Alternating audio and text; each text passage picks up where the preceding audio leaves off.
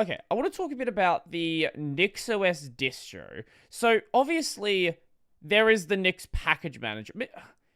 Actually, I don't know what side to start on here. Should we talk about the benefits of the distro first, or the benefits of the package manager outside of the distro? Which direction do you think makes more sense to approach this from?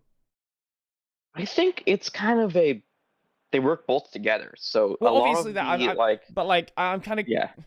like the point I was getting at there. Like, if you can use the Nix package manager outside of Nix, like the NixOS, the distro, what's the point of the distro itself? Yeah, so the distro itself is a modular Linux distro. So that means the configuration, Mhm, it's all modularized. So it takes a lot of concepts that are from Linux mhm, mhm, and Linux distributions and Unix and puts them into a easy to understand way. Like if you want to change your host name, mhm, it's just setting networking.hostname equals this string. mhm. In the back end, there's a lot of stuff going on. That's going to change a hostname file, and when you rebuild, that's going to change how Etsy works, which is change the top level derivation. So re-implementing NixOS takes a lot of effort, Mhm, mhm. just because there's so much stuff that's going on. Okay, so if I'm understanding it right, NixOS basically uses the Nix package manager for like across the entire system, whereas if you put the Nix package manager onto an existing system, you can choose how much of it you want to be in the package manager. Yes. So with NixOS, you have your entire Linux system. You can even do like your home directory management straight through that. Uh, but with Nix on top of like Fedora or Debian or whatever, Mhm. you're just getting the package manager. You could theoretically migrate over to NixOS by slowly replacing things that is actually a tool someone made. I'm sure it It's is. it's cursed. It's Do you I happen to know what it's called? uh NixOS infect. It has a very apt name because it infects your system to run NixOS. And this is actually how we got NixOS onto a lot of different VPS providers Mhm. because they don't let you put up an ISO, which is a bit of a problem. Because like, what if you want to change the distro? Now Mhm. you're stuck with like Debian, whatever, Mhm. or Ubuntu 2011. Mhm. So NixOS infect is a way of just moving stuff in such a way that it becomes NixOS. Mhm. Right, actually hadn't even thought of that. So if you do have it on top of a another system, much like say with Flatpak, you could get access to a lot newer packages on something like Ubuntu 1804. I, yeah, no, that's still okay. I was just thinking, is that still supported? Yeah, technically in the super long term support.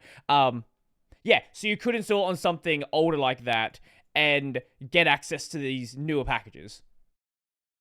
Yeah, that's actually one of the benefits with Nix packages, which Mhm, is just the package stuff, is that as long as you could reference Nix packages, mhm, you could get like whatever. You could get the current GNOME release, you could get glibc, whatever. mhm.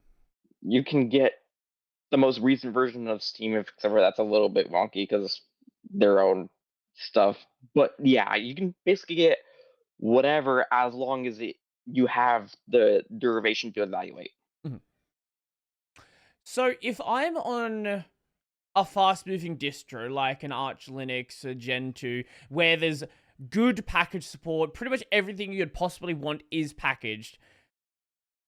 What would be the benefit of including Nix on a system like that?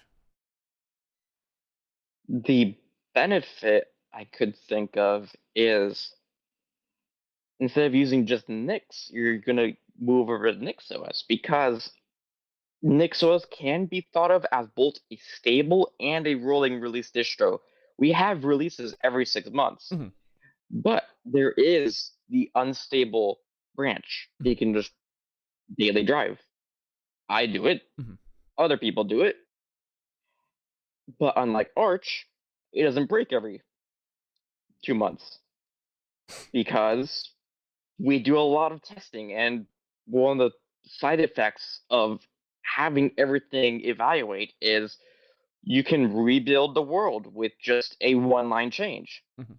So we have this pipeline of applying PRs that changes Nix packages so that things may be broken, but you're gonna still have a bootable system. Mhm.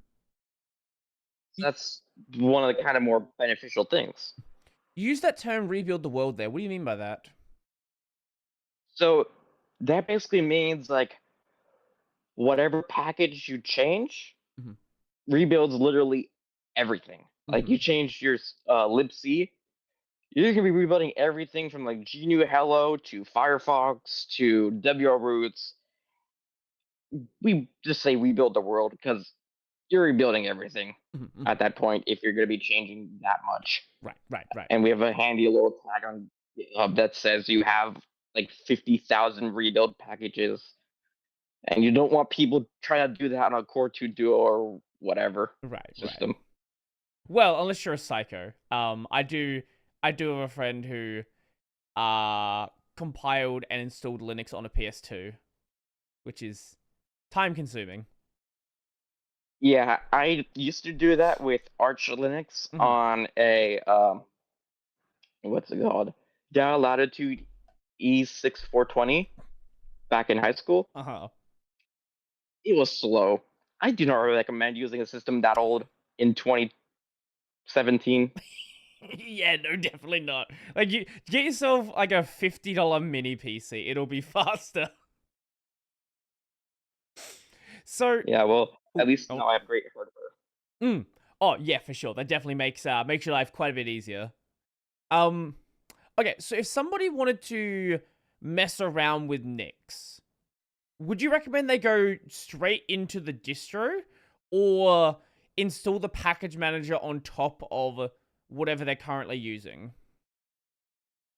I would just say just do whatever interests you. If you want, if you don't really care about NixOS, Mhm, fine, just use Nix itself. mhm, You mhm, can use it to manage your development environments because you can create what's called a Nix shell, and then you're just have all your dependencies there, and then you can just do Nix shell or Nix develop, and then you would get your entire development shelf from your C libraries and your compilers. You can get weird things like Java and just anything. mhm, So it's pretty much just you can do whatever. Just try playing around with it, see what you like and things like that. mhm. Okay, fair.